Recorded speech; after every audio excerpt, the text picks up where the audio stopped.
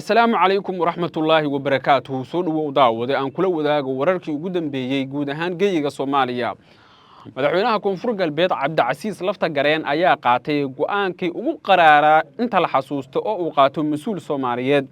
Warka ugu weyn ee hadda taagan waa inuu Lafta Gareen si cad u sheegay inuu xiriirku u jaray dawladda hogaamiye Xasan Sheekh Maxamuud. Amar buu ku bixiyay in dhammaan gacan bir ah lagu qabto ciidanka mucaaradka ee ku sugan Qansax Dheere, Buuraha Kaba, Xudur, Diinsoor iyo deegaanada hoos yimaada. Lafta Gareen sidoo kale waxaa la filayaa inuu soo saaro war kale oo weyn oo ah in dhammaan la joojiyay adeega isgaarsiinta aandhahe garoonka diyaaradaha Shaati Guduud isticmaalkiisa in mas'uul dawladeed oo federaalka ka tirsan uusan ka soo degi karin magaalada Baydhabo iyo qodobo kale oo waaweyn. Dabcan xaaladdu hadda waxay maraysaa meel bariga dhexe ah. Lafta Gareen iyo Xasan Sheekh Maxamuud waa ay kala dhinteen. haddii aad ogeed in wax la isku xirxirin jiray oo wax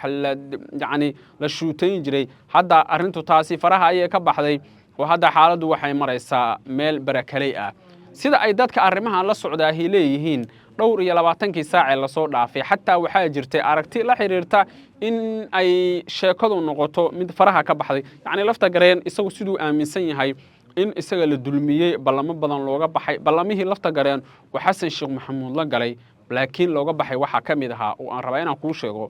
inuu Lafta Gareen hadda ka hor codsaday in xilka laga qaado wasiir la yiraahdo Xasan Eelaay iyo nin la yiraahdo Cabdiqaadir Maxamed Nuur Jaamac madaxana furina la yiraahdo wasiirka gaashaandhiga soo noqday taliyana wasiir soo noqday haddana jooga wasaaradda dekedaha iyo kalluumaysiga dawladda federaalka Soomaaliya Xasan Sheekh Maxamuud uu diiday inuu ragga xilka ka qaado kadib Lafta Gareen wuxuu diiday inuu isna dastuurka soo dhaweeyo ilaa nin ka xoog badan ma lahe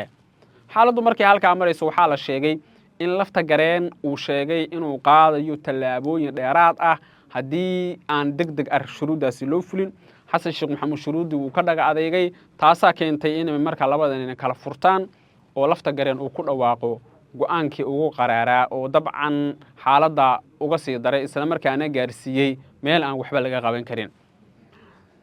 bal markan waxaad ila daawataan muuqaalka ka soo yeeray dhinaca Koonfur Galbeed oo uu akhrinayo afayeenka madaxtooyada Koonfur Galbeed oo leh xiriirkii waxaan u jarnay nidaamka madaxweyne Xasan Sheekh Maxamuud warbixinadeena ayaanu sii wadeynay bal marka hore waxaad ila daawataan muuqaalka ninkaasi bismillaahir rahmaanir rahiim ramadaan mubaarak maanta oo ay taariikhdu ku beegan tahay 17 bisha 3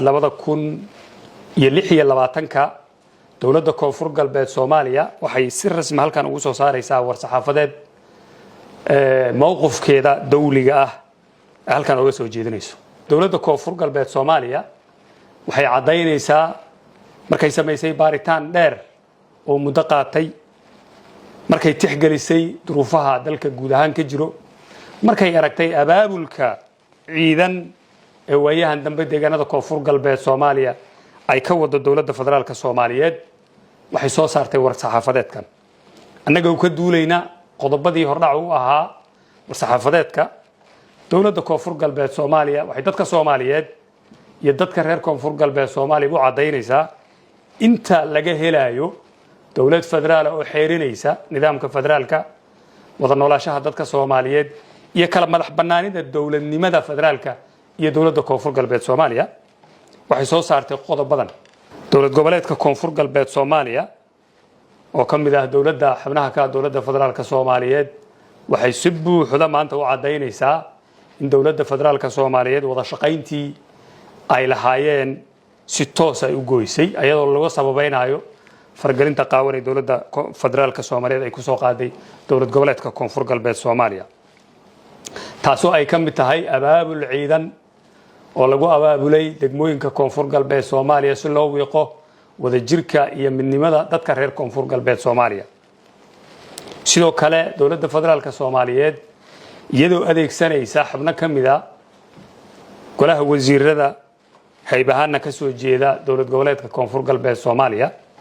waxay fargelin toos ah ku sameysay hanaankii dawladeed haday tahay amniga dhaqaalaha iyo wada jirka ummadeedba dawladda Koonfur Galbeed markay in badan la xiriirtay dawladda federaalka Soomaaliyeed si hoosana ugu sheegtay si korona ugu sheegtay inay joojiso fargelinta ahaanshaha dawladnimada Koonfur Galbeed iyo midnimada dadka reer Koonfur Galbeed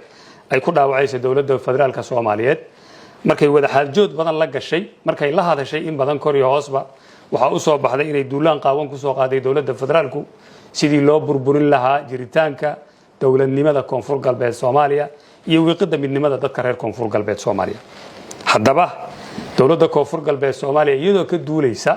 dhacdooyinkii maalmahanba ka dhacayay qaybo ka mid ah deegaanada Koonfur Galbeed Soomaaliya haday tahay hubaynta maleeshiyaad aan la ogeyn waxay yihiin markaan dhinac ka eegnana u eg shabaab cusub in lagu beerayo deegaanada Koonfur Galbeed Soomaaliya markaan aragnay in hubkii dowladda federaalka Soomaaliyeed lagu qalabeynayo maleeshiyaad muuqaal ahaanna shabaab u eg aan ahayn ciidan qaran ee dowladeed markaan aragnay labiskii ciidamada qaranka Soomaaliyeed ee caanka ku ahaayeen in la soo daabulayo laguna hubeynayo maleeshiyaad midab ahaan shabaab u eg heybtoodana aanan la aqoonin dowladda Koonfur Galbeed Soomaaliya waxay go'aansatay inahaas oo dhan markay isku soo xoorisay waxay u aragtay in faragelintanu ay midnimada dadka reer Koonfur Galbeed iyo jiritaankooda dhaawacayso waxay si toos ah xiriirka ugu jirtay wada shaqayntii ay la lahayd dowladda federaalka Soomaaliyeed haddaba dowladda Koonfur Galbeed waxay dadka Soomaaliyeed iyo dowladda iyo dadkeedaba u sheegaysaa inay maanta laga bilaabo 17 bisha March 2026 ay si toos ah u hakisay ama u joojisay wada shaqayntii kala dhaxaysay dowladda federaalka Soomaaliyeed wabillahi tawfiiq waayahay